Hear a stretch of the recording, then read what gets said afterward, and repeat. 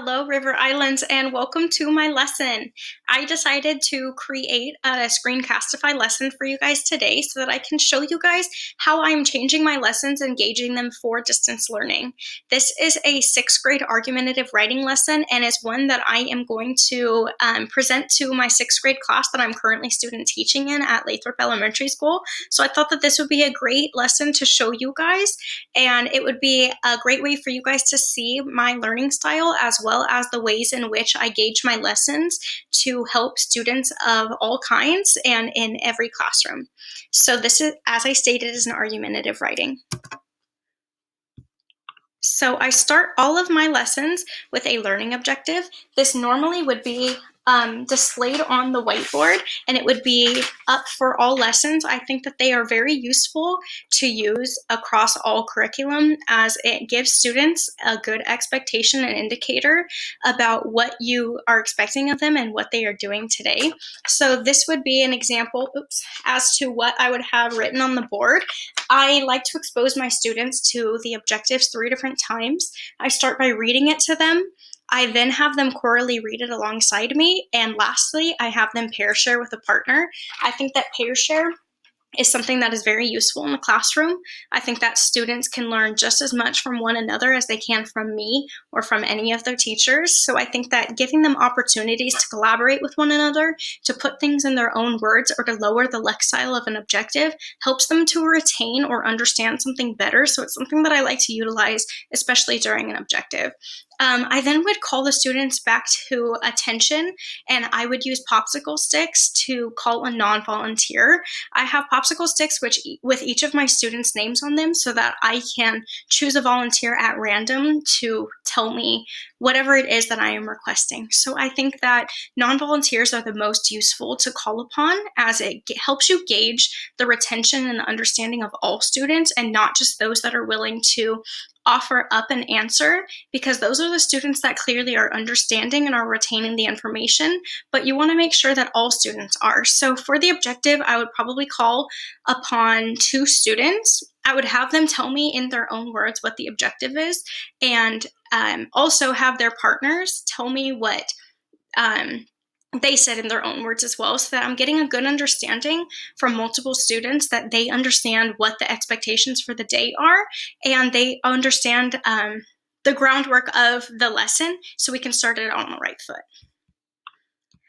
This information would probably be presented in an anchor chart. I think that using anchor charts or visuals or any kind of realia in the classroom is a great resource to use. I think that it reaches all your students, all your learning styles. It helps English learners, it helps students with disabilities, and it helps students that are just looking for some extra clarification. So throughout a lesson, if anything that you said is lost in translation, is forgotten, or is needed for additional help, they can always access these posters, access this information, or have it easily accessible to them so that they can check for understanding, and they can help kind of weed out any of those problems that they might have before they come to me with a question. So this is some information that may be presented on that anchor chart. So what is argumentative writing? Argumentative writing is to convince someone, make someone believe something, or change someone's mind. This would be presented at the top of my anchor chart, as it gives students a purpose as to why they want to learn this. Why is it important? It's something that they can use to convince people. It's something that they can use to add a punch to their message, something they can use to find their voice and start arguing for things that they believe in. How do I argue correctly? This will be the first time that students are using argumentative writing and not opinion writing, so they might be confused on how to do it. So this would help them to clarify that by presenting facts and reasoning to support your claim, not your opinion. As I stated, they have extensive experience writing based on their opinions, so this will be the first time that they are writing factual evidence to support a claim. So which of these is facts and which is an opinion? This would be a higher order thinking question that I would gauge to my students. I would have these 2 examples displayed somewhere around the classroom. I would have them read each of these, as well as take time to digest them and think about it, and help me to distinguish which is a fact, which is an opinion, and why. So I would give them this time to think about it. I would probably read these examples out loud, and I would take some volunteers or some non-volunteers to help me to answer these questions. I then, which would probably be presented on the anchor chart as well, I would have covered up while these students were thinking, while we were engaging in discussion, but I would then show them why.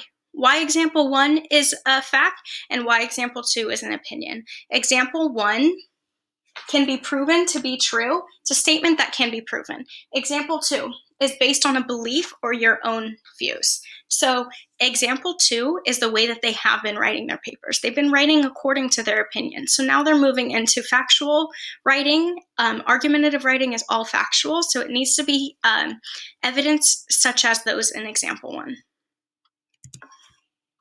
So now I would move into my example that I would present for the students.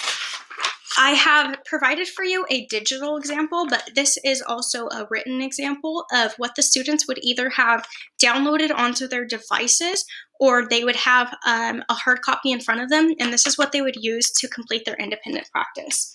So it is step by step how they would piece together an argumentative writing piece and the components that they would need to effectively do so. But first, as I stated, I would do an example with them. So I created a paraphrasing of an article that I found on study.com, and it's about sea turtles. I thought this was just a fun little topic that I could find that would engage and retain the attention of my students, and it would be a great example that I could use to make a little writing piece that they could use to help them create their own later on. So the little article says, sea turtles have been swimming in the world's warm waters for millions of years. After all these years, the number of sea turtles in the world is getting smaller and they're now endangered.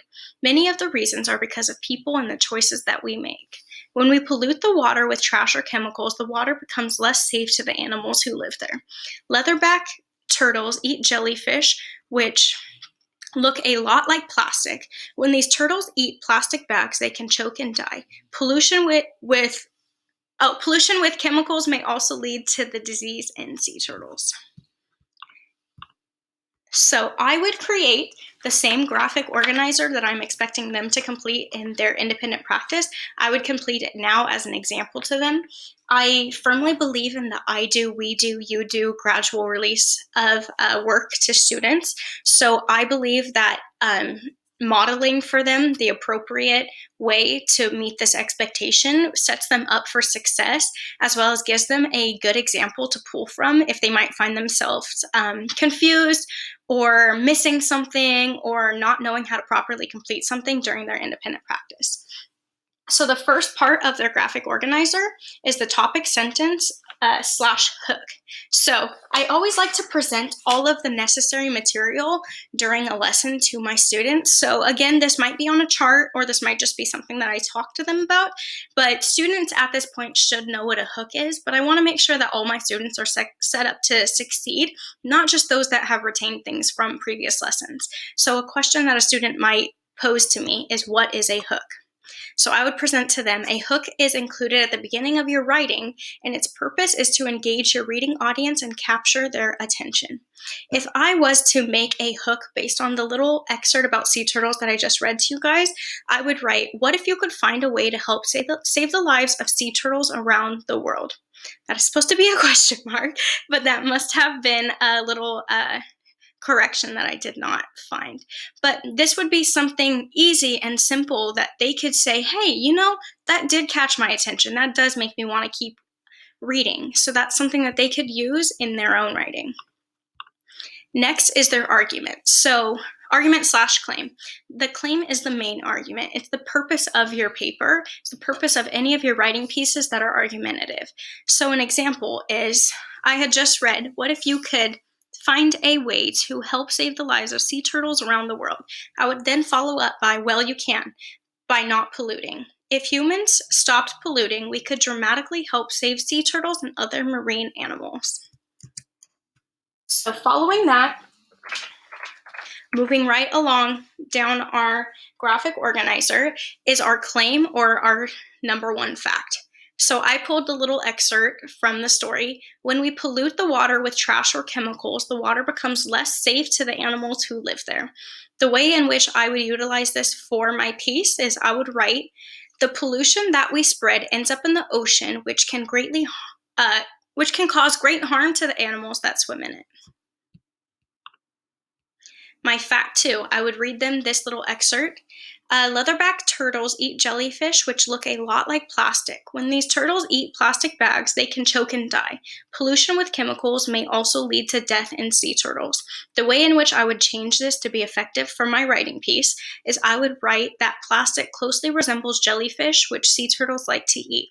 When they eat this, they can choke or get diseases from the chemicals it contains. And finally is our conclusion. I would express to students that a way to effectively write an argumentative piece and include a conclusion is to restate our argument, to make sure that our reader hasn't forgotten what we're arguing and the purpose of our writing. So the argument is humans need to stop pollution to help save sea turtles and other marine animals. So an example of what I would write, a small act such as throwing away our trash and not polluting can pack a powerful punch. Let's make a pact to not pollute our beautiful ocean waters any longer so that we can save sea turtles and the other amazing marine animals that live in these waters.